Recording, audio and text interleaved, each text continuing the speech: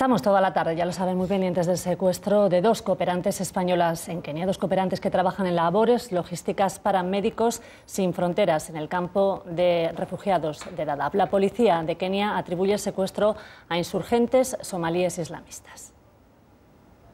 Este es el campamento de Dadaab, al este de Kenia, donde han sido secuestradas las dos cooperantes españolas. Trabajan para la ONG Médicos Sin Fronteras y desempeñan labores de logística. El secuestro se ha producido sobre las 12:30 hora española en el complejo de Ifo, cuando uno de los vehículos de la organización en el que viajaban ha sido asaltado. Según testigos, los secuestradores eran 3 hombres somalíes que se hacían pasar por refugiados y llevaban armas escondidas bajo los chalecos. En el momento del asalto, el conductor ha resultado herido. La policía keniata atribuye el secuestro a los insurgentes somalíes islamistas, conocidos como Shebab, y ya han desplegado un helicóptero para rastrear la zona. Este es el cuarto secuestro que se produce en Kenia en solo un mes, y es que la frontera con Somalia es una de las zonas más complicadas para los trabajadores humanitarios. Allí trabajan muchas ONGs porque la localidad de Dadaab alberga el mayor complejo de campos de refugiados del mundo. Todas las organizaciones humanitarias estaban en alerta y habían pedido a sus trabajadores mucha prudencia. A veces tiene que pasar algo que nos toque de cerca, como puede ser el secuestro de unas compatriotas, para interesarnos por zonas del mundo complicadas y lejanas, pero en otras ocasiones nuestras cámaras, nuestros reporteros estaban ya allí para contarnos los dramas humanos que viven esos refugiados. Esta es una de esas veces, y en Somalia y en esos campos de refugiados de Dadaab acaba de estar Vicente Romero. Le conocen ustedes de sobra. Vicente, buenas tardes. Hola, buenas tardes. Bienvenido. Prácticamente recién llegado, ¿no? Bueno, acabamos de llegar, como quien dice, de toda la zona de los campos de refugiados y también del interior de Somalia. Bueno, pues con Vicente Romero y con nosotros está también esta tarde la actriz Emma Suárez. Ella ha estado allí rodando Buscamundos, el programa también que nos acerca a estas partes del mundo. Emma, buenas tardes, bienvenida. Buenas tardes.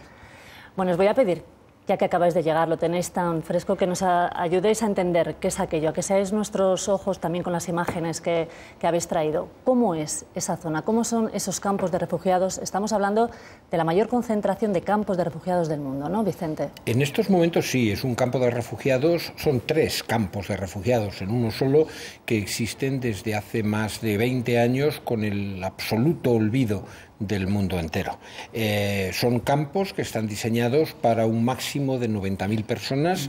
En estos momentos hay cerca de 450.000. Siguen llegando 1.000 refugiados diarios. Es una zona desértica. La ayuda no es suficiente. Falta de todo. Falta fundamentalmente dinero para poder atender a toda esa riada de refugiados, y eso se produce en una situación no solamente de hambruna, sino de constante guerra civil en el interior de Somalia, y está a 90 kilómetros de la frontera. Es una frontera en un desierto absolutamente permeable, que por tanto no solamente pasan los refugiados, sino también las milicias islámicas de Al-Shabaab, a quienes se atribuye el secuestro de estas dos cooperantes. Efectivamente. Emma, ¿qué labor? Habéis estado allí con las agencias internacionales, con las ONGs a las que pertenecen estas dos españolas secuestradas. La labor que realizan allí es vital, ¿no? Bueno, nosotros cuando llegamos ahí había personas de UNICEF, de Cruz Roja y de Intermón. De Médicos Sin Fronteras no había nadie en este momento. Yo he de decir que formé parte de este viaje gracias a la invitación de Vicente para el programa Buscamundos, y para mí ha sido una experiencia definitiva y determinante. No había tenido nunca la oportunidad de mirar de cerca a estas personas, de ver cómo caravanas de fugitivos del hambre huyen en busca de un lugar donde poder asentarse, que les den de comer, que les den de beber, porque no tienen nada de nada. Y ha sido una experiencia muy enriquecedora a nivel humano, pero difícil y dura. Creo que no hay derecho a que estas personas estén así. Nosotros hicimos ese viaje y para mí no sentí en ningún momento el peligro. Sentí la miseria y me conmovió ver cómo estas personas están absolutamente abandonadas y necesitadas, porque en el momento en que fuimos nosotros no había asistido todavía ayuda humanitaria, precisamente por la prohibición del Estado, era un lugar de riesgo, de cierto peligro, y allí estaban abandonados. Entonces nosotros nos acercamos a este lugar y bueno, pudimos comprobar que no... Emma está hablando no ya del campo de refugiados donde se ha producido ese secuestro, sino que ese campo de refugiados está separado 90 kilómetros de la frontera. Es una zona Son peligrosa, 90 ¿no? kilómetros de alto riesgo que no recorren nunca. Yo creo que Médicos Sin Fronteras es una de las pocas que lo recorren casi ninguna de las agencias humanitarias internacionales, y Emma estuvo comprobando que efectivamente en esos 90 kilómetros de tierra de nadie hay centenares de fugitivos del hambre, sobre todo de mujeres cargadas de niños, que están esperando a que llegue la ayuda o tienen que recorrer todavía otros 90 penosos kilómetros sin agua y sin alimentos hasta llegar a Dadaab. Es una de las zonas de mayor miseria y de mayor sufrimiento del mundo en estos momentos. Y hay que decir que en las últimas semanas solamente ha habido 2 televisiones que hayan ido, Al Jazeera y Televisión Española. Que hicisteis además ese recorrido. Decía Emma que no tuviste sensación de peligro, y consta porque, bueno, sobre todo estamos leyendo mucho ahora, ¿no?, que es una zona peligrosa en la que estarían esas milicias vinculadas de alguna manera a Al-Qaeda, estas redes complicadas. ¿Vosotros no tuviste sensación de peligro? No, nos obligaron a ir con 2 policías y yo creo que los 2 policías eran los que estaban más nerviosos, ¿no? Pero tú no tuviste... No, yo estaba muy tranquila, también viajaba al lado de Vicente. Bueno. Entonces me sentía absolutamente protegida en ese sentido. Es cierto que cuando tú estás en un lugar en el que hay guerrillas y hay hambre y hay amenazas y hay armas, sabes dónde te estás metiendo también, pero no puedes dejar de ir a los lugares en que se te necesita, porque hay peligro y hay riesgo. Ese es un debate que hemos tenido además hace nada, en la media hora anterior se abría el debate de si es operativo que las ONGs o las agencias humanitarias estén en zonas donde ponen en tan alto riesgo su seguridad que al final puede ser contraproducente. Había quien opinaba que había que estar, que era totalmente necesario echar una mano a eso, estamos hablando de 450.000 personas, quien decía que quizás habría que regular algún tipo de seguridad. Tú, Vicente, que conoces bien cómo es esa zona y otras parecidas. Yo creo que eso habría que preguntárselo a los bomberos. Creo que todo el mundo se escandalizaría si los bomberos dijeran que no van a apagar un incendio porque no quieren asumir los riesgos. Los funcionarios internacionales están mucho mejor pagados y considerados que los bomberos. Tienen que asumir el riesgo. Otra cosa es que implementen las medidas de seguridad necesarias, que le exijan al gobierno de Kenia la protección necesaria y, si no, que las propias Naciones Unidas pongan los medios. Pero de ninguna manera se puede tolerar el que el riesgo sirva para que la ayuda no llegue. El riesgo no lo corremos los periodistas ni las agencias humanitarias. El mayor riesgo de muerte lo corren todos esos niños famélicos, indefensos, que están esperando al borde de las carreteras al que alguien vaya a ayudarlos. No podemos dejar de ir a ayudarlos por peligroso que resulte. Y ahí ayudarlos en este caso sería llevarlos a esos campos de refugiados en los que viven quizás toda su vida. ¿Qué esperanza de vida tienen? Ya no de esperanza de vida de cuántos años, sino qué les espera en el campo de refugiados cuando llegan. ¿Qué es lo que encuentran y cuál es su horizonte? Pues les espera la desolación, porque son vidas completamente anuladas.